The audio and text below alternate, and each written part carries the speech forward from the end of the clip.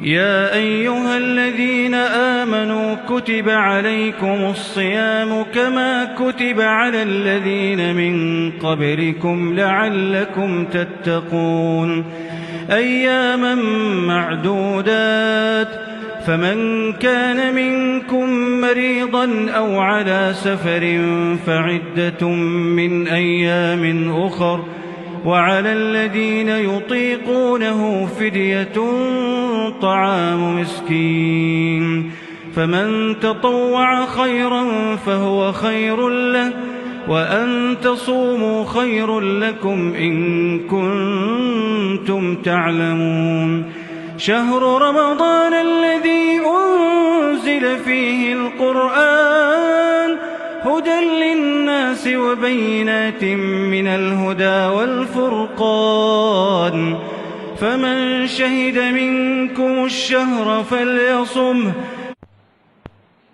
السلام علیکم ورحمۃ اللہ وبرکاتہ. ان الحمد للہ والصلاة والسلام علی رسول اللہ وبعد.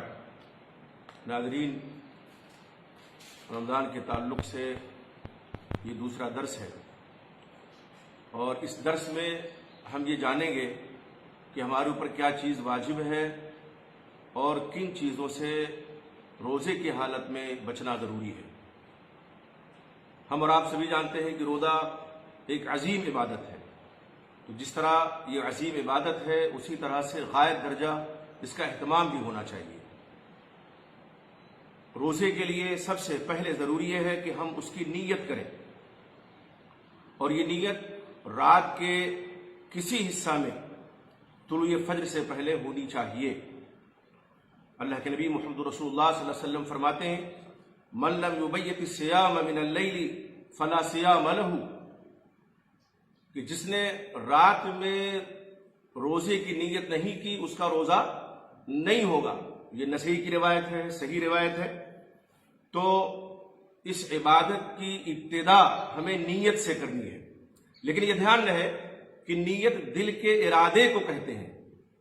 نیت میں زبان کا کوئی دخل نہیں ہے، اس لیے جو الفاظ دعا کے طور پر یا نیت کے طور پر رائج ہیں بے صوم غدین نویت وغیرہ کے الفاظ کے ساتھ، ان کا کہیں ثبوت حدیث رسول میں نہیں ہے، بلکہ اس طرح کی نیت یہ بدعت ہے. تو اس بدعت سے اجتناب بھی ضروری ہے نیت کرتے وقت. اب ہم یہ جان لیں کہ روزہ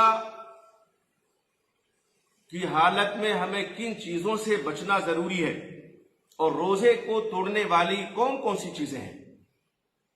تو اس بات کا دھیان رکھیں کہ روزے کی حالت میں کوئی بھی شخص جماع نہیں کر سکتا، یعنی بیوی سے ہم بستری نہیں کر سکتا. اور ساتھ میں اس بات کا بھی خیال رکھیں کہ اگر ایسا کسی نے کر لیا تو اس کے اوپر قضا بھی ہے، کفارہ بھی ہے اور توبہ بھی ہے. یعنی قضا بھی ہے، کفارہ بھی ہے اور توبہ بھی ہے. وہ کفارہ میں غلام آزاد کرے، جیسا کہ اللہ کے نبی محمد رسول اللہ صلی اللہ علیہ وسلم نے فرمایا، یا پے در پے لگاتار 2 مہینہ روزہ رکھے یا 60 مسکینوں کو کھانا کھلائے.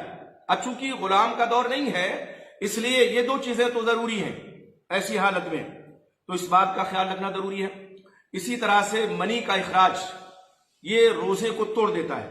اب وہ خواہ بوس و کنار سے ہو، مباشرت سے ہو، یا عورت کو چھونے سے ہو، یا ایک بہت ہی گھناؤنا عمل بعض لوگ کرتے ہیں مستزنی، اس سے ہو.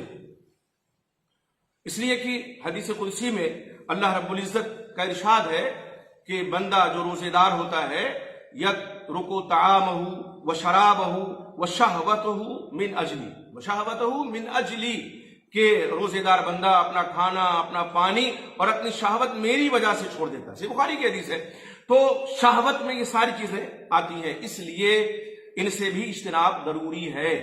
اسی طرح سے اگر کوئی شخص بوسو کنار کرتا ہے، بوسا بھی جائز ہے، مباشرت بھی جائز ہے، لیکن یہ خیال رہے انزال نہ ہو. ام عائشہ رضی اللہ تعالیٰ عنہ کی جیسے کہ روایت ہے کہ آپ صلی اللہ علیہ وسلم روزے کی حالت میں بوسا لیتے تھے. اسی طرح سے کھانا پینا جان بوجھ کر کے، اب وہ کھانا پینا چاہے منہ سے ہو خواہ یا ناک کے ذریعہ سے ہو، یہ रोजा को तोड़ देने वाली चीज है। अल्लाह रब्बुल इज्जत कुरान मजीद में इरशाद फरमाते हैं, कुलू वशरबू हत्ता यतबय्यन लकुमुल खैतुल अबयदु मिनल खैतिल अस्वद मिनल फज्र। कुलू वशरबू, खाओ और पियो, यहां तक कि खैत अबयद यानी सफेद धागा काले धागा से वाज़े हो जाए, यानी फज्र तुलू हो जाए, इसका मतलब तो खाना पीना बंद कर दो।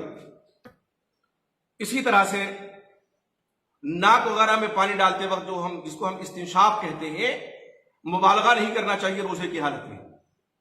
रोजा अगर है तो बहुत पानी खींच करके नहीं ले जाना चाहिए कि हल्क तक वो पानी पहुंच जाए। अल्लाह के नबी मुहम्मद रसूलुल्लाह सल्लल्लाहु अलैहि वसल्लम की इस बारे में वाज़ेह हिदायत मौजूद है। आप सल्लल्लाहु अलैहि वसल्लम ने इस्तिंशाक में मुबालगा का हुक्म दिया, लेकिन साथ ही साथ आपने फरमाया इल्ला अन तकूना साइमन, मगर ये कि जब तुम रोजे से हो, जब रोजे से हो तो फिर नहीं कर सकते। इसी तरह से खाने पीने की कबील से जो चीजें हैं या उस तरह की जो चीजें हैं उनसे भी इज्तिनाब जरूरी है। जैसे रोजे की हालत में खून चढ़ाना जिससे ताकत महसूस हो, या ग़िज़ा बख्श इंजेक्शन लगवाना, इससे भी इज्तिनाब जरूरी है रोजे की हालत में, और ऐसा नहीं करना चाहिए। इसी तरह से अगर कोई शख्स जानबूझ करके तय करता है तो भी उसका रोजा टूट जाएगा।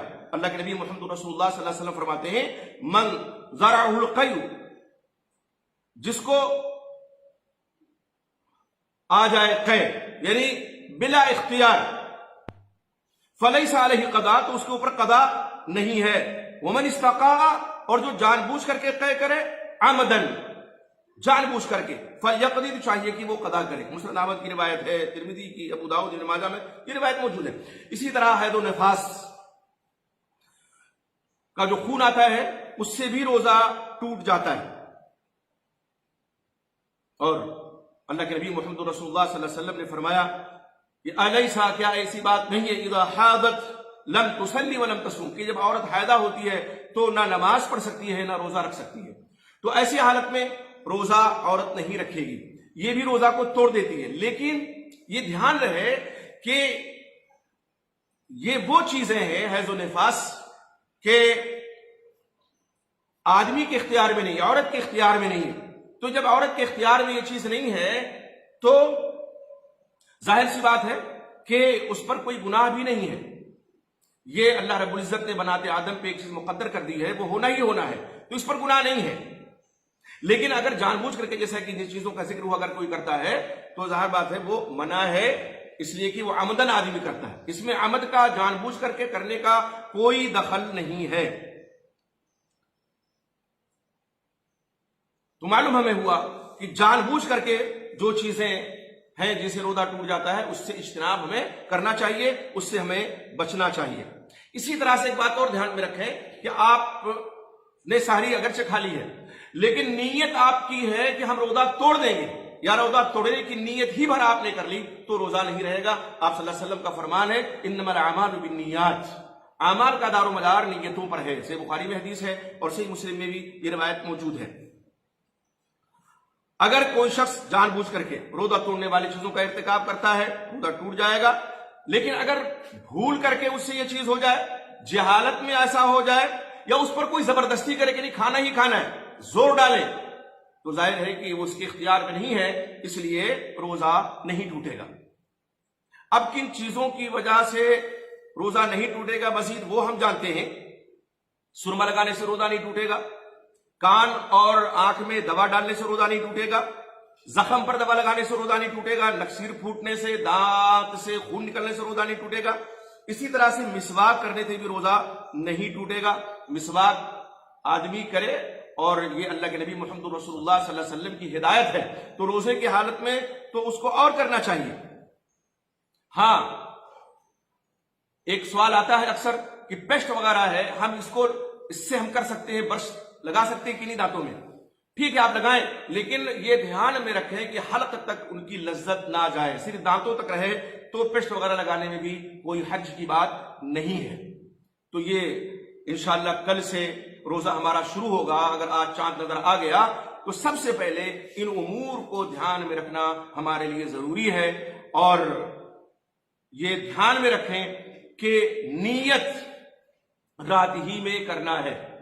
اسی طرح سے اگر کوئی شخص رات میں ہم بستری کرتا ہے، جنبی ہو گیا اور اسی حالت اس نے سحری کھا لی، تو طلوع فجر سے پہلے وہ غسل کر لے، اس کے روزے پہ کوئی اثر نہیں پڑے گا، اس کے روزے پہ کوئی اثر نہیں پڑے گا اور اس کا روزہ مانا جائے گا۔